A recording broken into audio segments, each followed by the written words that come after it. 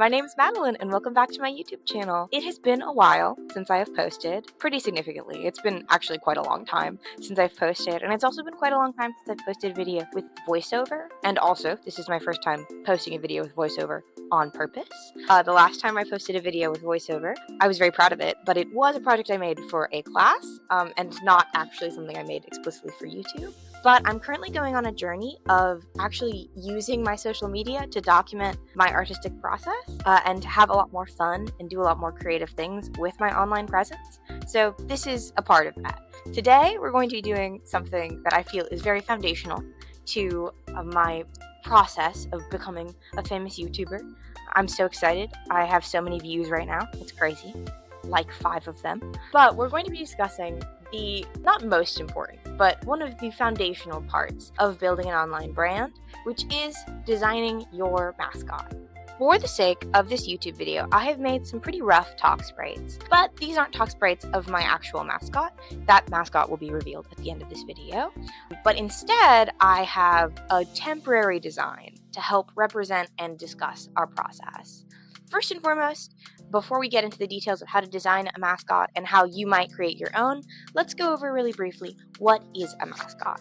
A mascot can be many things, and most people envision mascots as the kind for sports teams or cereal brands, but when I say the word mascot, it really can be anything. Your mascot can do anything or serve any purpose, it just has to do 2 things. Number 1, be representative of a concept or individual, and number 2, have a clear and recognizable design.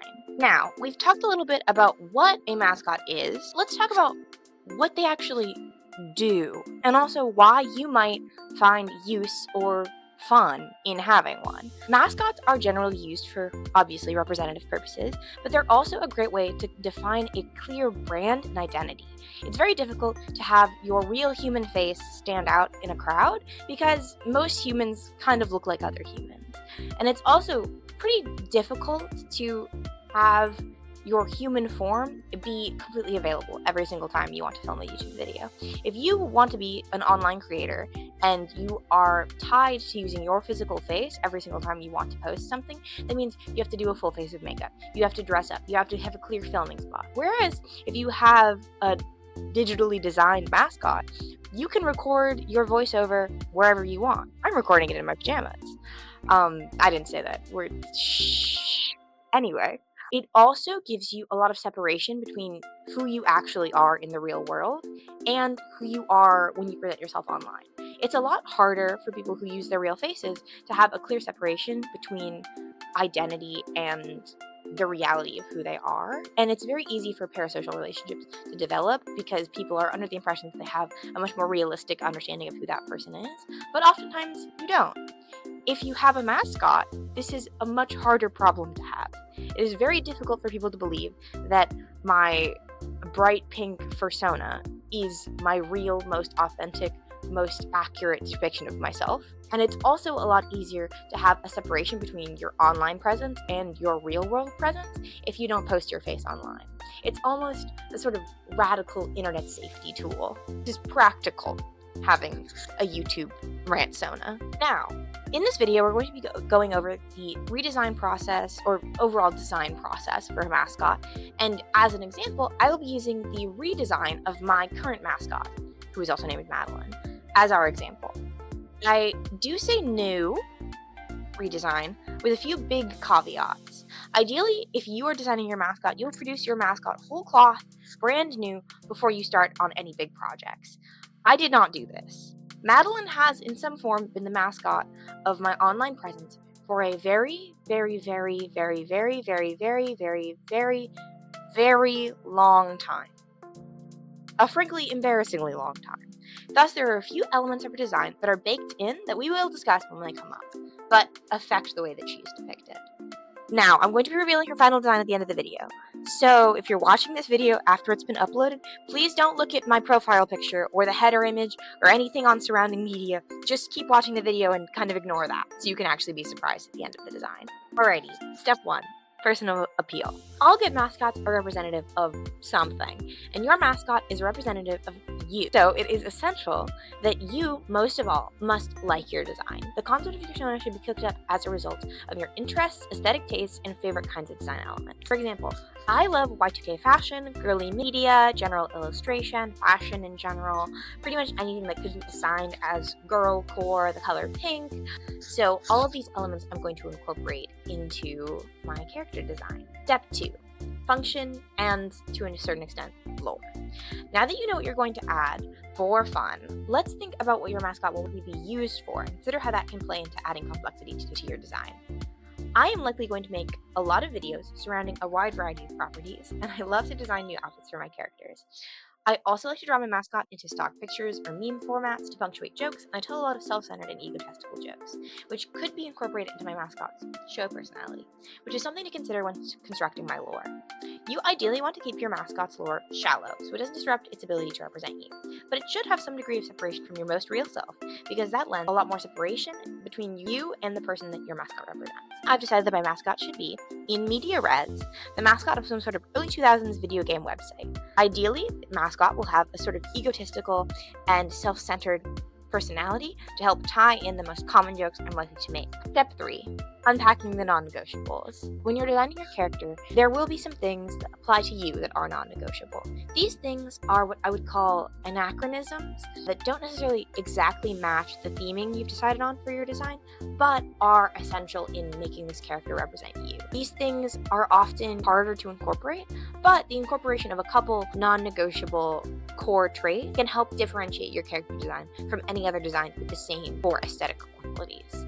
For the example that I'm working on, I am a person of color. I'm African American and Indian, so I would like to have my design have dark hair and a skin tone that's relatively equivalent to my real life skin tone, and we have to deal with cat girl problem. The cat girl problem is the phrasing I like to use to explain the fact that some people who might be working on a mascot may have a mascot they already have that has some core traits that are already kind of baked into the branding. I've been using Madeline, my mascot, since I was in the 6th grade. All of those years, she has been a cat girl. Her being a cat girl is incongruous to all of the above mentioned categories, and also is not accurately a representation of myself. I am, judging by the talk spurts I've been using for this entire video, am not a cat girl. I'm a dog girl, but Madeline is a cat girl, and removing the element of being a cat girl makes it just a completely different character. There's no connection between these two elements if they're not some sort of cat. So, in order to incorporate the cat girl elements, I've decided that I'm going to take sort of an Animal Jam style design to incorporate the cat girl elements without making it super intensive or on the nose. Step 4. Theming. Now that you've picked your mascot's main elements, you can start considering the theming you want to incorporate into the design. So you can craft a setting that matches them and ensure that they match their setting.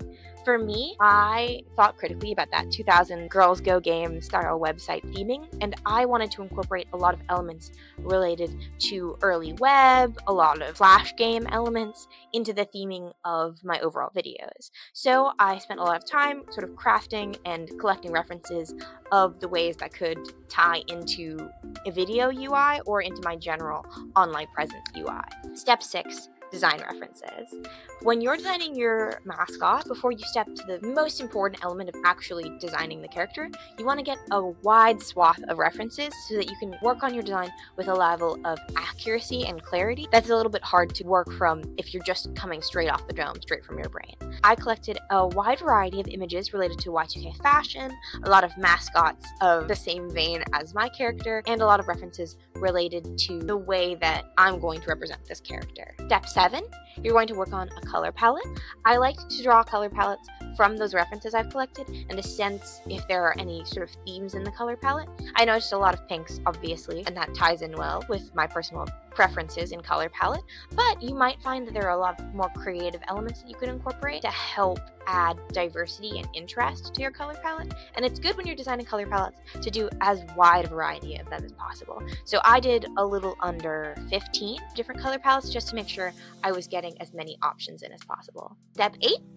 Finalization. Once you've collected all of your references, all of your ideas, it's important to craft a clear and distinct finalized design. This can take a couple passes and can take a little bit of workshopping, and I really recommend getting a second opinion on this. You want your mascot to be very unique and differentiated from a lot of other character designs, so checking in with loved ones, running it past a couple friends, just to make sure that you're 100% happy with how it looks is a really great way to ensure success in your project.